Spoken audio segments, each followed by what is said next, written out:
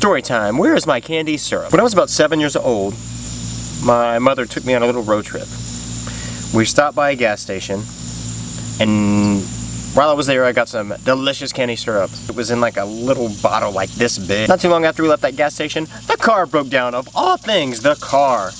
We had to walk miles to get to a rest stop. Luckily, there was plenty to do for me as a kid. Even now, I can find little things to entertain myself. Give me a, I don't know, give me a screw and a rubber band and I am good for days. Like, I have no idea. So, being there, I played around for a long time, came up with fun little games to do, rolled down the hill, counting cars, waving at people. You know, as a kid, everything seems to be pretty much fun. And then, you know, I tried to count pieces of grass. That game got boring really quickly. But yeah, I went down to the gazebo. Still had my sweet, delicious, sugary, syrupy candy with me.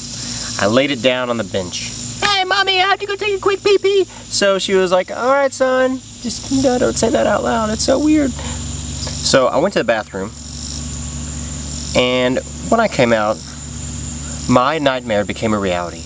I was thinking about that sweet sugary goodness the whole time I was in there, pretty much. I ran over to my mother, who seemed to be talking to a pretty nice lady. Hey, Mom, where's my candy?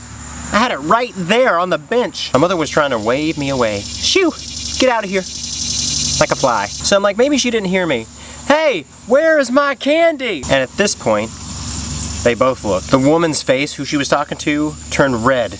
And she looked at my mother in utter disgust and anger. She just looked really sad. I had no idea what was going on the whole time. No idea. And she looked her up and down like, stormed away. My mother said, "You've just embarrassed me. I was just wanting to know about my candy. I love my candy." She told me that shortly after I ran to the bathroom, she was sitting at a bench underneath the gazebo, and there was a lady who sat in a seat who instantly shot up and screamed. Then the woman looked over at my mother. What parent would let their child leave a mess like this? This is just utterly disgusting. My mother's eyes grew large as she knew who the culprit was. So the motto of this story: clean up after yourself, folks, or there will be H to pay.